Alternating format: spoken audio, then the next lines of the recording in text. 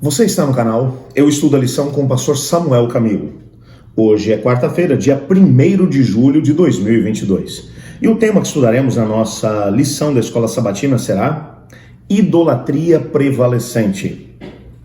Quando analisamos aqui o texto base, que é de Gênesis capítulo 34, verso 30 até o 35, verso 15, encontramos aqui o desdobramento daquilo que estudamos ontem. Logo depois da situação em que Diná, filha de Jacó, foi violentada, foi estuprada por Siquém, e a maneira como os filhos de Jacó, Simeão e Levi, lidaram com a situação, através de todo um artifício e engano, você repara que alguns dos traços de caráter que o próprio Jacó havia demonstrado e contra os quais ele havia lutado, agora acabam aparecendo na sua própria descendência. Essa é uma demonstração de quão perigoso é permitir que traços de caráter complicados, equivocados, contrários à palavra de Deus sejam mantidos por aqueles que temem ao nome do Senhor. Por quê? Porque as novas gerações vão aprendendo com aquilo que vem. E os filhos de Jacó tiveram um bom professor no que diz respeito a isso. Tanto no caso dele, como também no caso do próprio tio de Jacó, que foi o Labão, que utilizando os estratagemas de engano, de mentira, conseguiam, às vezes, fazer com que a sua vontade prevalecesse. O fato é que, logo depois dessa situação, o Jacó demonstra o medo que ele tem diante do que está para acontecer. O próprio Jacó tem dificuldade de se posicionar, como vimos ontem, tanto no caso da Diná, quando o caso vem a público, ele fica quieto. Depois, quando os filhos cometem essa atrocidade, eliminando todos os homens de uma cidade, homens inocentes, porque quem havia cometido um equívoco era ninguém menos do que o próprio Siquém. Se alguém merecia ser castigado, era Siquém, não toda a cidade, por causa do erro dele. Mas agora, diante desse caso, ele vai buscar o nome do Senhor, e ele diz: Senhor, e agora? Então o Senhor Deus lhe aparece e diz: volte até Betel, aonde eu te apareci, e vamos renovar a nossa aliança. Jacó, de novo agora, precisava se lembrar de quem ele era, de quem havia se tornado, aliás, e ao mesmo tempo, de qual era o propósito de Deus para a sua vida. É muito fácil a gente se perder no meio do caminho quando coisas ruins acontecem na família de pessoas tementes a Deus.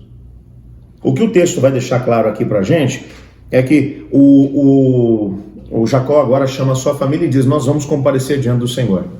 Então, ele vai dar uma ordem para eles. Ele vai dizer: tirem todos os deuses estrangeiros que estão no meio de vocês. Tirem os deuses estrangeiros que estão no meio de vocês. É bem verdade que provavelmente, segundo o próprio autor da lição vai mencionar, provavelmente o que tinha acontecido aqui nessa situação é que quando eles saquearam a cidade, eles trouxeram junto os deuses dos cananeus, os deuses que eram adorados em Siquém. Nós sabemos que especificamente os deuses de Labão haviam sido trazidos por Raquel. Não sei se nessa altura o Jacó já tinha conhecimento disso ou não, mas o que a ordem de Jacó, de que eles deveriam tirar os deuses dos cananeus do meio deles, significa que provavelmente o acampamento estava não apenas mantendo os ídolos dos cananeus, como também estavam adorando esses mesmos ídolos. Ou seja, aquilo que acontecia lá em Harã, na casa de Labão, estava acontecendo agora dentro da casa do Jacó. A adoração dividida, ao mesmo tempo que eles temiam a Deus o Senhor, eles também adoravam as divindades pagãs que estavam ali à sua volta.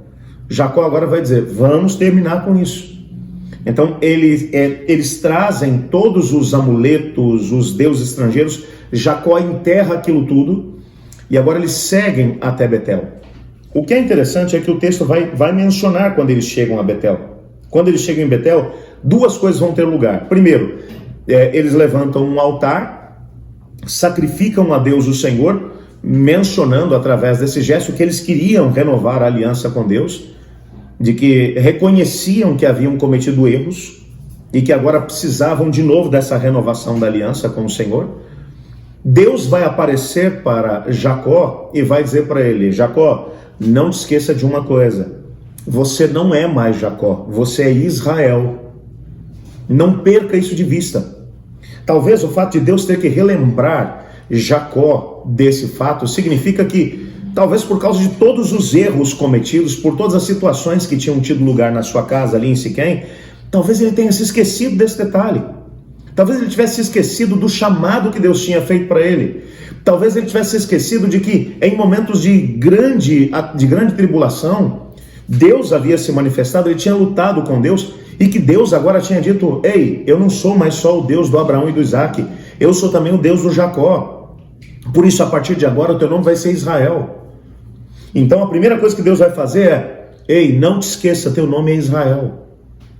Às vezes, Deus precisa nos chamar a atenção, porque a gente se perde no meio dos erros que a gente comete, a gente se perde no meio das atribulações da vida, das situações complicadas que acontecem à nossa volta, e nos esquecemos de quem nós somos, nos esquecemos do que Deus fez por nós, nos esquecemos do que Deus tem planejado para a nossa vida. Então, às vezes, Deus precisa dar uma chacoalhada na gente e falar assim: ei, lembra aí quem é você?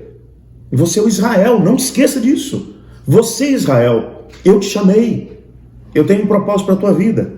A segunda coisa que vai acontecer é o que o texto vai mencionar. O Jacó vai mudar o nome daquele lugar. Até então, aquele lugar era Betel, era a casa de Deus. Mas agora ele vai chamar de El Betel. Ele vai chamar esse lugar de o Deus. É uma lembrança do sonho da escada que havia acontecido, aquela conexão entre o céu e a terra. A ênfase dessa vez, segundo aquilo que o texto aqui da lição vai dizer, a ênfase está dessa vez no Deus de Betel e não no lugar em si. Deus vai estar dizendo para ele, aliás, ele está dizendo para Deus: ô Senhor, na verdade, eu quando saí daqui há 20 anos atrás, a minha ênfase estava no lugar. Esse lugar é a casa de Deus. Mas eu percebi que o Senhor foi comigo para lá, para Arã. O Senhor voltou comigo de Arã. O Senhor foi comigo para Canaã e o Senhor me trouxe de volta. Então a ênfase agora está no Deus de Betel e não no lugar em si. Jacó aprendia agora mais uma lição. Não é o lugar que conta, é com quem você está andando. Isso sim é que conta. E ele estava andando com Deus, o Senhor. Eu acho que a gente precisa aprender a mesma lição, você não acha?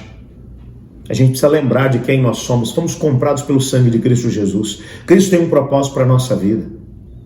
E não é o lugar que faz com que sejamos vitoriosos ou não. Não importa onde você esteja. O que importa é com quem você está andando. Jacó demorou 20 anos para poder aprender isso. Quanto tempo eu e você precisaremos para aprender essa lição? Vamos orar nesse momento pedindo a Deus para que nos ajude a aprender? Obrigado, Senhor, porque em Tua palavra descobrimos que mais importante do que o lugar onde estamos é com quem estamos. E queremos andar na Tua presença. Ajuda-nos a podermos nos lembrar de quem somos e de quem o Senhor é. Pois é em nome de Jesus que oramos. Amém. Eu estudo a lição. E você?